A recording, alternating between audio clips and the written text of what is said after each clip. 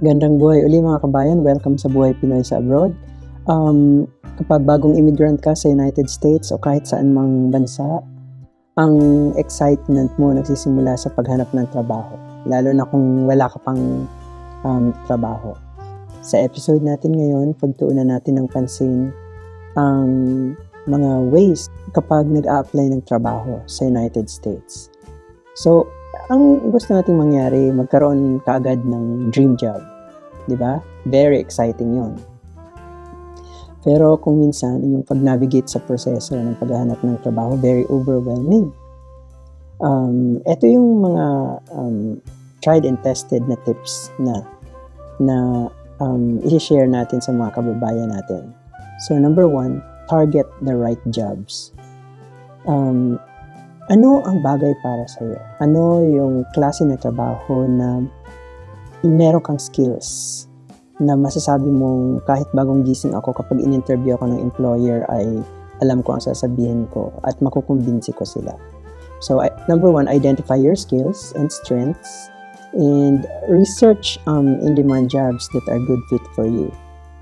Maghanap ka ng mga job postings sa mga company websites, job boards like Indeed and LinkedIn, and mga professional association websites.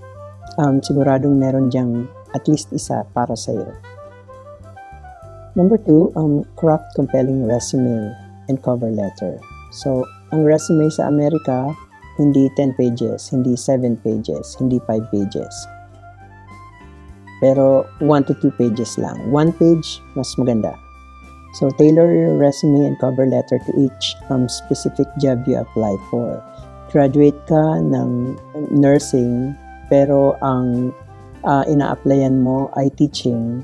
Kailangan mong hanapan ng paraan kung paano magiging convincing ang resume mo in such a way na pinalalabas mo na kahit graduate ka ng nursing ay kayang-kaya mong magturo. So, highlight the skills and experiences that are most relevant to the position you are applying for, and use strong action verbs to describe your accomplishments. So, ipakita mo dyan na eto, meron kang ganitong klase ng experiences. And as much as possible, kung maaari, magbigay ka ng konting data kung anong naitulong mo sa company, sa previous company mo. Number 3, proofread everything carefully. So, yung mga typographical error, grammatical errors, kung minsan, it would look your resume or your cover letter unprofessional. So, kailangan mo i-proofread yun. Kung maaari, kung meron kang kaibigan o pinsan na pwedeng gumawa niyan sa'yo, ipa-proofread mo sa kanila para kahit paano may isa pang perspective na ginamit. Pang-apat, network with people in your field. So, huwag kang mahihiyang mag-approach ng mga tao na similar sa iyo ang occupation. Hindi mo sinusulot ang job application process nila. Pero nagkakaroon ka lang, parang humihingi ka lang ng idea. Okay? So, attend industry events. Kung meron bang mga job fair, meron bang mga professional associations, o meron bang mga tao na may network sa LinkedIn na pwede mong salihan. So, itong networking na to, malaking bagay to. Number 5, prepare for job interviews. So, ang isang critical part ng application process is job interview. Kahit ano pa yan, kahit McDonald's crew lang ang a-applyan mo, may job interview. So, research the company and the position you're interviewing for.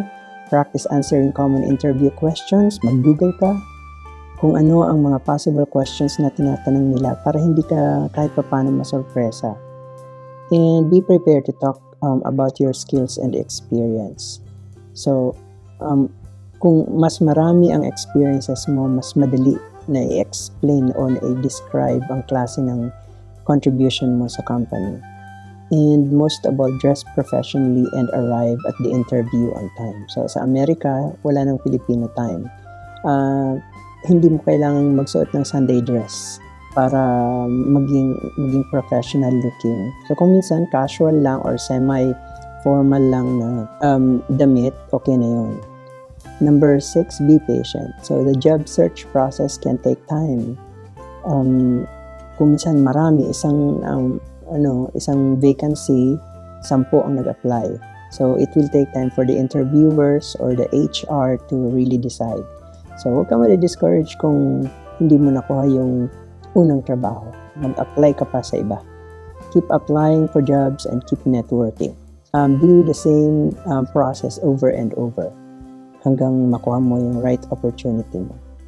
Number 7, highlight your achievements, not your responsibilities. So, ano ang naitulong mo, hindi yung kung ano ang ginawa mo. Because when describing your work experience, focus on accomplishments and the results you have achieved. Use numbers and data to quantify your impact whenever possible.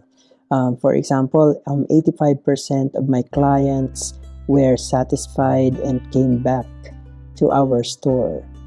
So kung mailalagay mo yan, ang gandang data niyan.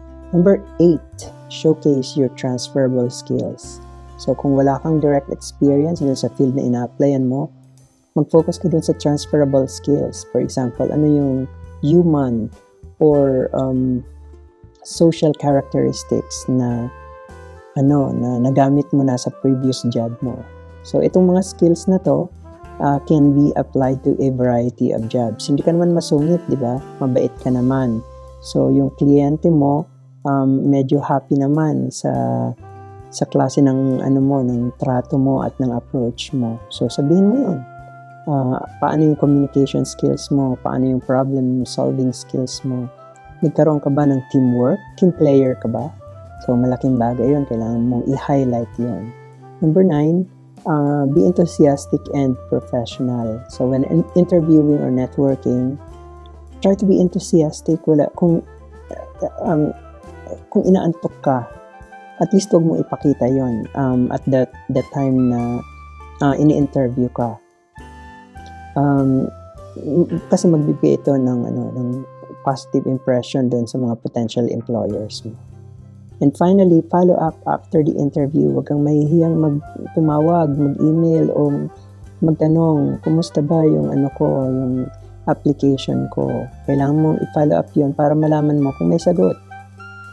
Thank the interviewer for their time and reiterate your interest in the position.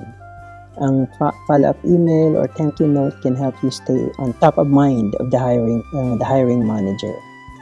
So, importante to. Sana nagkaroon tayo ng maliit na toolkit na magagamit natin sa application process natin. So, kung meron pa po kayong dagdag na katanungan na hindi ko nasagot sa episode ngayon, gamitin nyo yung comment box para magtanong. Maraming salamat.